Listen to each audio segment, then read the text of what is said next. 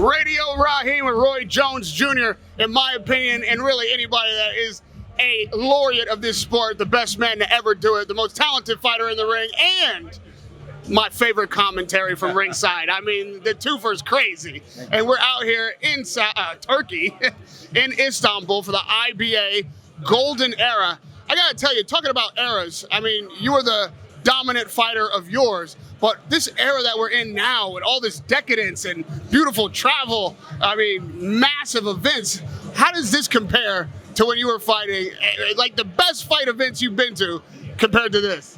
Where was this money when I was fighting? Where was all this excitement when I was fighting? I had the skill, the will to back all this up.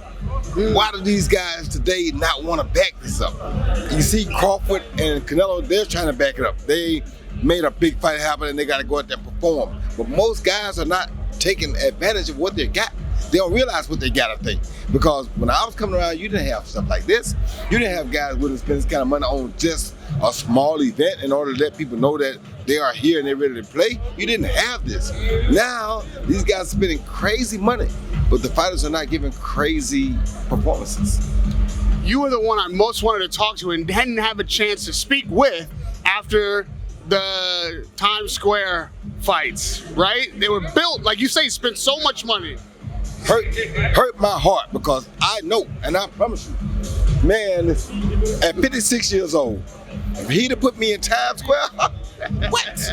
I gotta give y'all a Times Square performance. It may not be but 4 rounds or 6 rounds, but y'all will get a Times Square performance for however long I can hang in there. You feel me? Yes, sir. These guys go out there, they don't even care. Now we in Times Square, yeah, okay, we just fighting. It's just another fight. No, it's not. You in Times Square, yeah. Let me shut up. Now, from that fight, many people are starting to talk about what they call the Tom and Jerry rule, where a fighter is just chasing around the ring. And should there be something in the rules, like the referee stopping fighters from not engaging? Or that's like what we're calling the no running rule. You know, you hear Show Busy Adult talking about that, and then His Excellency is talking about an 18 by 18 ring. Ring can't be bigger than that, so you're making the ring smaller. Do either one of those things you think good for boxing? Not necessarily. I'm gonna say it because if a guy wanna run, he's gonna run in a 16-foot ring. So if he wanna run, he's gonna run regardless, no matter how small the ring is. He's gonna run harder. So I don't think that makes it any different. I think what you gotta get is you gotta get guys that wanna be the best and they're willing to prove that they're the best. Because if you're the best, you can't run from a guy for 12 rounds and say, oh, I'm the best, I beat him. No. You might be able to outsmart him and make it an ugly fight for him if he's a super strong puncher, but we should see that coming a mile away. You understand me? Even a great Muhammad Ali, he didn't run from George Foreman. He didn't run from Joe Frazier. He moved around a little bit to make him use their legs to get him a little tired, but once he got him where he wanted him, he attacked. These guys don't understand that principle. Even Sugar Ray Leonard, he ran from Hagler for a while, but once he got Hagler the way he wanted him, he would sit there and engage.